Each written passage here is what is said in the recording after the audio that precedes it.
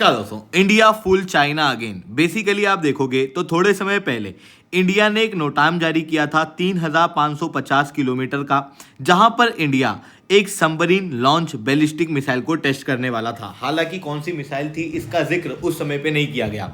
China ने भी उस समय पे अपनी स्पाई शिप ला के इंडियन ओशन के अंदर खड़ी कर दी। भारत की मिसाइल को देखने का प्रयास उसके द्वारा किया जा रहा था। इसी बीच में भारत ने पहले तो उस मिसाइल के टेस्ट को लेट किया।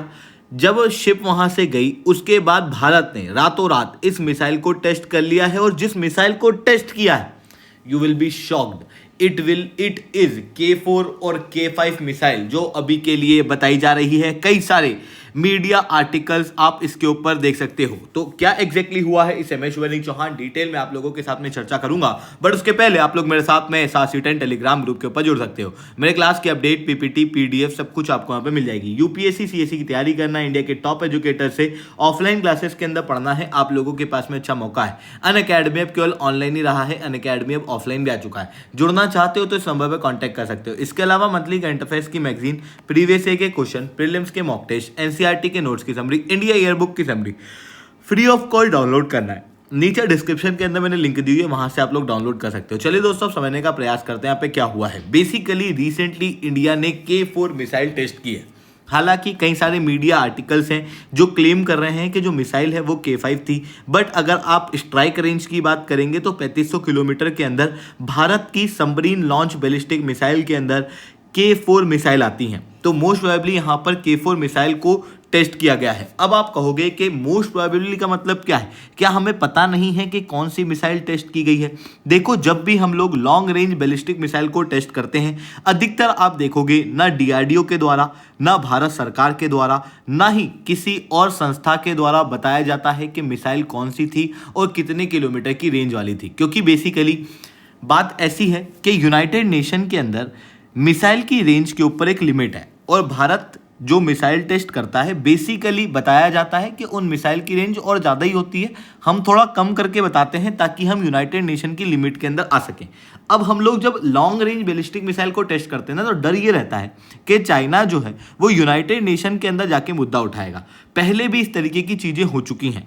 जब हम लोग अग्नि लॉन्ग रेंज मिसाइल को टेस्ट करते थे तब भी चाइना के द्वारा कहा गया था कि यूनाइटेड नेशन की लिमिट्स के ऊपर है। ऐसी कंडीशन में ग्लोबल लेवल की नज़र हमारे मिसाइल टेस्ट के ऊपर पड़े भी ना, और हम हमारी मिसाइल को प्रॉपर रूप से टेस्ट भी कर पाएँ और कंटिन्यूस टेस्ट कर पाएँ, उसके लिए हम लोग इस तरीके की चीज़ें करते हैं। अब बात आती है कि जो K4 मिसाइल है ये अपने आप में सिग्निफिकेंट क्यों है। देखो, बेसिकली K4 मिसाइल जो है ना वो सबमरीन से लॉन्च होने वाली मिसाइल है जो भारत को न्यूक्लियर डेटरेंस प्रोवाइड करेगी। आप क्लियरली यहां पर देख सकते हो, जब हम लोग बात करते हैं सेकंड स्ट्राइक कैपेबिलिटी की, तो भारत चौथे नंबर का देश है। भारत के अलावा और किसी देश के पास, अगर आप यूएस, चाइना, रशिया को हटा दो, तो किसी और देश के पास में इस तरीके की कैपेबिलिटीज जो हैं वो अवेलेबल नहीं है।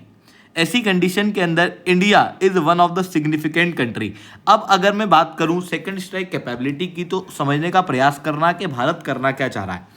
देखो, अगर यहां पर है इंडिया, अगर मान लो चाइना इंडिया के ऊपर न्यूक्लियर अटैक कर देता है, तो अगर हमारे air assets for example Rafale शायद नहीं बचेगा, शायद इस समय पर जो हम लोग लैंड से लॉन्च करने वाली मिसाइल्स होंगी वो शायद नहीं बचेंगी, क्योंकि चाइना जानबूझ करके वहाँ पर अटैक करने की कोशिश करेगा। इस बीच में हम लोग क्या करेंगे ना कि हमारे जो पॉलिटिकल लीडर्स हैं उनको बंकर्स के अंदर स्पेशली प्रोटेक्ट करके रखेंगे।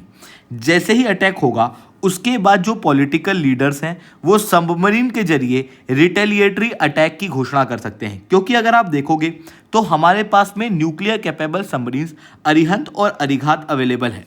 अब ये अगर मान लो बंगाल से या विशाखापट्टनम से निकली तो ये कहाँ गई समुद्र में, इस समय पे कहाँ प्रेजेंट है किसी को भी नहीं पता। अगर चाइना ने यहाँ अटैक किया तो हम उस समय पर चाइना के ऊपर समुद्र से अटैक कर सकते हैं। ये बात चाइना बहुत अच्छे से जानता होगा। इसी कारण से चाइना भारत के ऊपर न्यूक्लियर अटैक करने के पहले 100 बार सोचेगा, क्योंकि चाइना के ऊपर इसका बुरा असर पड़ने वाला है। इतना ही नहीं, देखो दोस्तों, अगर मैं बात करूं सबमरीन्स की, तो सबमरीन्स समुद्र के अंदर चलती हैं। और जब मैं एक बात करता हूं न्यूक्लियर कैपेबल सबमरीन्स की, तो इंडिया के पास में न्यूक्लियर कैपेबल अरिहंत और अरिघात भी अवेलेबल है जो महीनों तक समुद्र के अंदर रह सकती हैं। ऐसी कंडीशन में चाइना इन सबमरीन को डिटेक्ट नहीं कर पाएगा।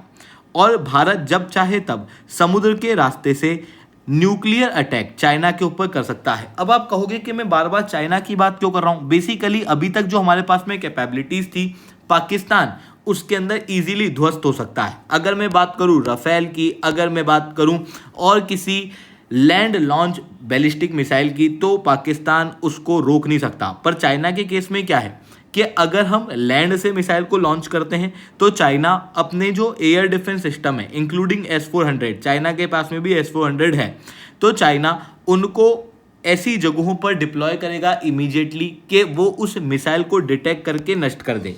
अगर मैं बात करूंगा राफेल का हम लोग प्रयोग करते हैं, तब भी वो राफेल की ट्रेजेक्ट्री के आधार पर हमारी मिसाइल को डिटेक्ट करके खुद को प्रोटेक्ट कर सकता है। पर अगर मैं बात करूंगा सबमरीन्स की, तो सबमरीन के केस में अगर आप देखोगे तो सबमरीन समुद्र के अंदर कहाँ है चाइना को नहीं पता, और अचानक से भारत कहीं भी अटैक कर सकता है।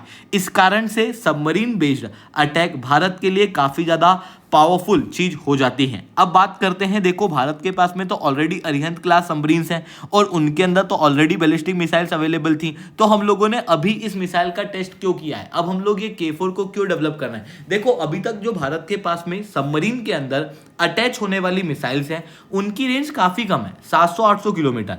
अब आप इमेजिन करो कि इंडिया की सबमरीन समुद्र के अंदर कहीं यहाँ है और यहाँ से हम अटैक करने की कोशिश करते हैं, तो 700 किलोमीटर में मैक्स टू मैक्स चाइना का ये एरिया कवर हो पाएगा, यानी कि बीजिंग, वुहान, ये जो स्ट्रेटेजिक रीजन्स हैं वो अभी भी दूर रहेंगे। पर 3500 kilometre, this is huge size, और बताया जा रहा है कि 3500 किलोमीटर जो रेंज है वो भी कम करके बताई जा रही है, मैक्सिमम ये 4000 किलोमीटर तक जा सकती है।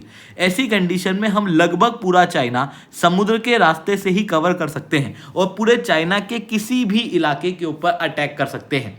ये कैपेबिलिटी भारत को ये मिसाइल देती है और ये बात बहुत अच्छे से चाइना जानता था। इसी कारण से चाइना भारत की इस K4 मिसाइल के टेस्ट को बैठ के देखना चाहता था, उसके अंदर कमियों को देखना चाहता था, ताकि वो भारत के खिलाफ एक डिफेंस सिस्टम क्रिएट कर सके। पर भारत ने यहाँ पर चाइना को, मैं कहूँगा, प्रॉपर रूप से चकमा दे दिया है। चाइना स्पाईशिप लेके खड़ा रहा, पहले भारत ने टेस्ट नहीं किया, उसके बाद में जब चाइना ने इंडियन ओशन को छोड़ा उसी समय पे रातों रात में भारत ने मिसाइल का टेस्ट जो है उसका सक्सेसफुल परीक्षण कर लिया है। आई होप ये सारी बातें आप लोगों को समझ में आई होंगी। लेक्चर अच्छा लगा हो तो लाइक करना, लेक्चर बहुत अच्छा लगा हो नीचे SRC10 कमेंट करना। UPSC CSE की तैयारी करना है, इंडिया के टॉप एजुकेटर से ऑफलाइन क्लासेस के अंदर पढ़ना है, आप लोगों के पास में अच्छा मौका है।